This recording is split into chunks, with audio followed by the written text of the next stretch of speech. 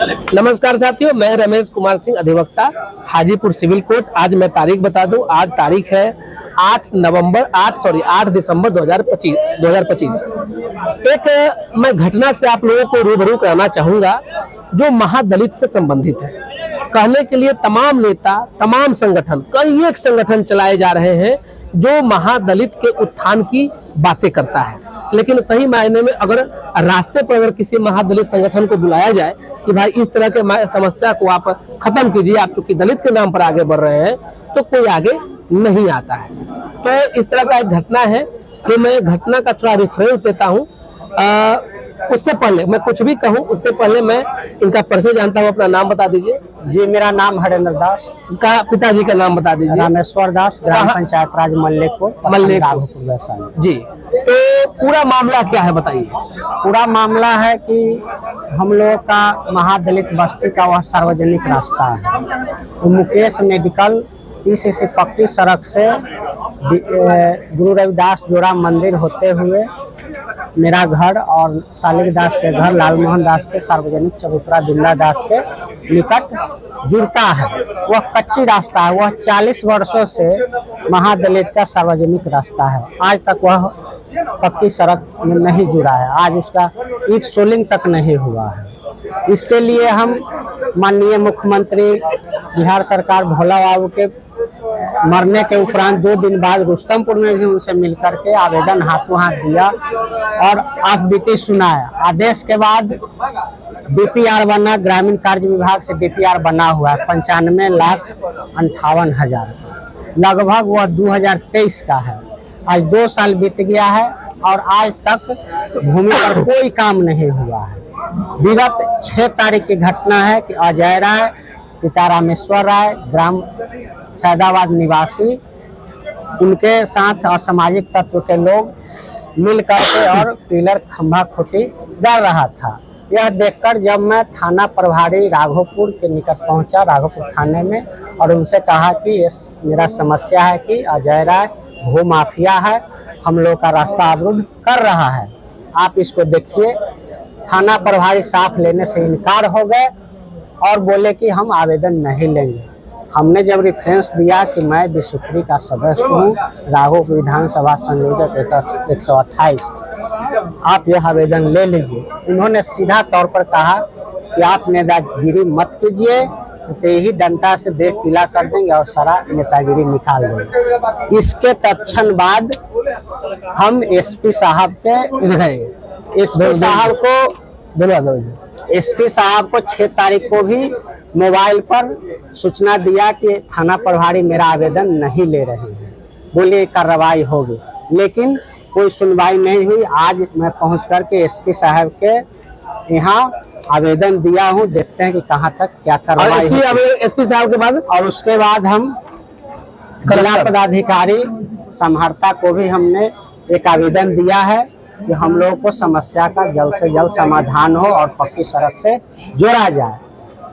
दुख की बात यह है कि थाना प्रभारी सुनते नहीं हैं और हिंसा कभी भी हो सकता है, लेकिन वह भूमाफिया अजय राय को संरक्षण दे रहे हैं, उनसे मिले हुए हैं, मोटी रकम लेकर के उनके गुणगान कर रहे हैं और हम लोगों को बात को दरकिनार कर देते हैं, सुनने के लिए तैयार नहीं है। वो भेदभाव, जाति पाति, ऊंच नीच और दुर्भावना से ग्रसित हैं, वह जात देख करके काम करते हैं। ये बड़ी दुखद बात है। हम सम्राट चौधरी जी से आग्रह करते हैं कि यह मामला को देखा जाए। महादलित के मानस पिता माननीय मुख्यमंत्री में हम लोग निष्ठा, विश्वास, आस्था रखते हैं और आग्रह करते हैं कि हम लोग को जल्द से जल्द जोड़ा जाए और इनके विरुद्ध विधि सम्मत कार्रवाई किया जाए। सबसे बड़ी बात है कि मैं जो रास्ता जो अवरुद्ध है, जो रोका जा रहा है या बेचा जा रहा है, उस रास्ते का जो महत्व इस प्रकार से देखा जा सकता है कि हजारों लोग और लगभग 200 घर का बस्ती उस रास्ते से होकर 1000 घरों की बस्ती है और उसमें सोचिए कि कितने लोग रहते होंगे। उस रास्ते से होकर तुरंत पीएचसी राघोपुर जा सकते हैं, रेफरल अस्पताल मोहनपुर जा सकते हैं और पीएमसीएच जैसे बड़े अस्पताल में जा सकते हैं आपातकाल की स्थिति में। अब ये लोग जो है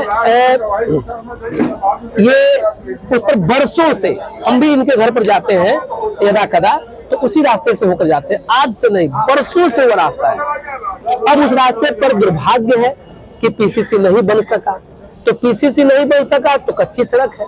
इसका फायदा उठाकर भूमाफिया लोग जो है उस जमीन को बेचना चाहते हैं। चूंकि रास्ते से सटा है तो भूमाफिया का सोचना है कि चारों तरफ से अगर वो बाउंड्री कर देते हैं तो मोटा रकम कमाया जा सकता है। तो इस तरह से तो ये मामला मेरे कल संज्ञान में आया था, मेरे मित्र भी हैं, तो मैंने इनको तुरंत ही सलाह दिया था कि आप थाना पर जाइए, राघोपुर थाना पर जाइए। अब राघोपुर थाना का दुर्भाग्य देखिए कि वो थाना अध्यक्ष जो है राघोपुर, उस पर तो एफआईआर होना चाहिए। मालिक थाना अध्यक्ष थाना का मालिक नहीं होता है, उसको आवेदन लेना है, बाद में आप इंक्वायरी सेटअप करिए। जो मामला सच है, जो झूठा है झूठा है, आपको रिपोर्ट दे देना है कि भाई हमने जांच किया था, ये पाया। तो वो आवेदन तक नहीं लिया।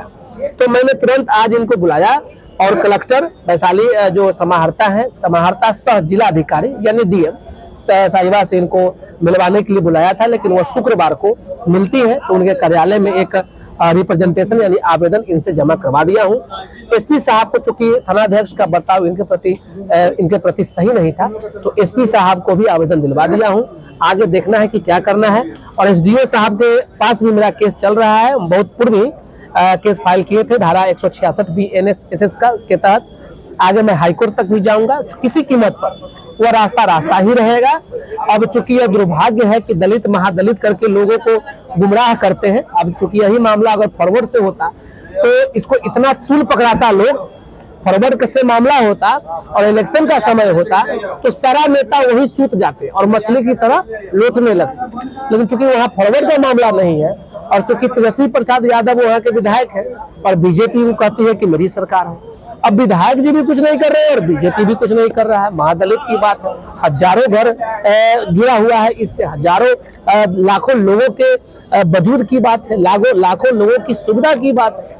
तो यहाँ पर हम इस लड़ाई को अंतिम तक पहुंचाएंगे और किसी कीमत पर उस जमीन को बिक्री नहीं होने देंगे और वहाँ रास्ता था है और रास्ता ही बनेगा। धन्यवाद।